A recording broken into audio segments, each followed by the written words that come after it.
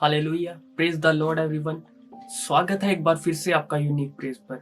परमेश्वर का धन्यवाद करते हैं, एक बार फिर से मौका दिया और एक बार फिर से आपके लिए एक बहुत ही अच्छी प्रेरणादायक कहानी आपके लिए लेकर आया हूँ, जो मैंने भी कहीं पढ़ी थी और मुझे बहुत ही अच्छी और प्रेरणादायक लगी, तो मैं जरूर आपके साथ शेयर करना चाहता हूँ। तो वो कहानी कुछ ऐसी है कि एक अमरूद के बाग में एक माली था।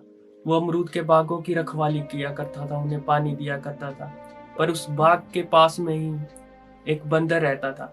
वो बंदर रोज उस बाग में आता था और रोज उस अमरूद के पेड़ों पर चढ़कर उनकी डालियों को तोड़ता, अमरूदों को तोड़ता, वो नाश करता था वहां पर। और जब वो माली उसे देखता तो वो लाठी लेकर उसके पीछे दौड़ता, उसे पत्थर मारता, उसे ईंटें मारता ताकि वो भाग जाए।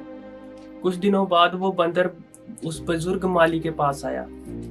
वो बड़ा ही निम्रता सहित उसने कहा, माली काका, आप बहुत बुजुर्ग हो गए हो और मुझे भी अच्छा नहीं लगता कि मैं आपको तंग करूं, लेकिन मैं क्या करूं, मैं आदत से मजबूर हूं, मुझे भी अपना पेट भरना होता है। उसने माली काका को एक सलाह दी कि माली काका, आप मुझे अपने बाग में रख लीजिए, मुझे माली का काम सौंप दीजिए, मैं यहाँ की रखवाली किया करूंगा और बाकी जानवरों से भी इस बाग की रक्षा करूंगा, बस बदले में मुझे फल दे दिया कीजिएगा।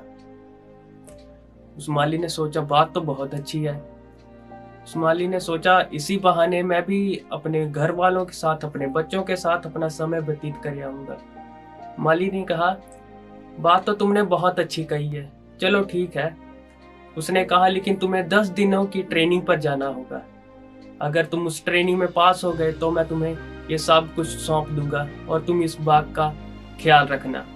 उसने कहा ठीक है। उस माली ने ये शर्त रखी, आगे ये कहा कि मैं तुम्हें 10 दिन के लिए समय देता हूँ, तुम्हें मैं 10 अमरूद के पौधे देकर जाऊंगा और तुम्हें उनकी रखवाली करनी है, और मैं जब आकर देखूंगा कि वो बढ़े हैं, फूले फले हैं, तो ही मैं ये बाग की रखवाली के लिए तुम्हें सौंपूंगा।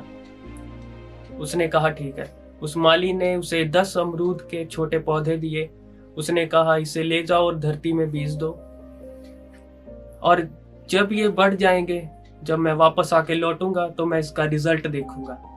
10 दिनों बाद जब माली वापस आया, उसने देखा कि वो 10 के 10 पौधे मुरझा गए हैं। उसने उस बंदर से पूछा, क्या तुमने इसमें खाद और पानी नहीं डाला? क्या तुमने इसकी धूप और छांव का ध्यान नहीं रखा? उस बंदर ने कहा, जी रखा है मैंने, हर रोज मैं सुबह शाम इसमें पानी डालता, खाद डालता था और धूप का भी ध्यान अच्छी तरह रखता था। तो उस माली ने कहा, फिर ये कैसे मर गए पौधे? उसने कहा, मैं तो अच्छे से इसमें खाद पानी डालता था और इन्हें उखाड़ कर देखता था कि इनकी जड़ें अच्छी तरह पकड़े हुए हैं कि नहीं। बंदर ने कहा कि मैं अच्छी तरह से उनमें खाद पानी डालता था, लेकिन इनकी जड़ें फिर भी नहीं उसमें धरती में पकड़ी, फैली नहीं इनकी जड़ें। तो इसी तरह मसीह में हमारे भाई और बहनों, सचमुच जब हम भी वचनों को सुनते हैं, हमें लगता है कि हम मसीह में जड़ पकड़ चुके हैं, लेकिन ऐसा नहीं होता। जब कोई हमें दूसरा कोई वचन सुनाता है, जब हमें कोई दूसरा अपनी बातें सुनाता है, तब हम उखड़ जाते हैं। जैसा मसीह ने कहा है कि बोने वाला निकला, उसने बोया, कुछ झाड़ियों में, कुछ राह के किनारे, कुछ पथरीली भूमि पे गए। वैसे ही हम भी हो चुके हैं कि हमारे अंदर वचन तो जाता है, लेकिन हम वचन में जड़ नहीं पकड़ते।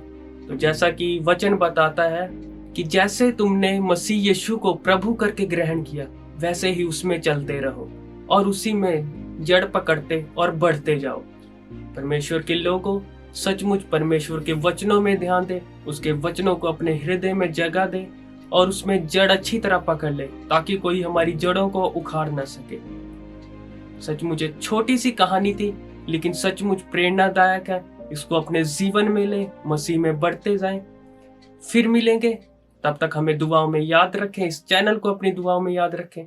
सबको जय मसीह की। और वीडियो अच्छी लगे तो लाइक और शेयर करें और अपने सुंदर सुंदर कमेंट जरूर करें।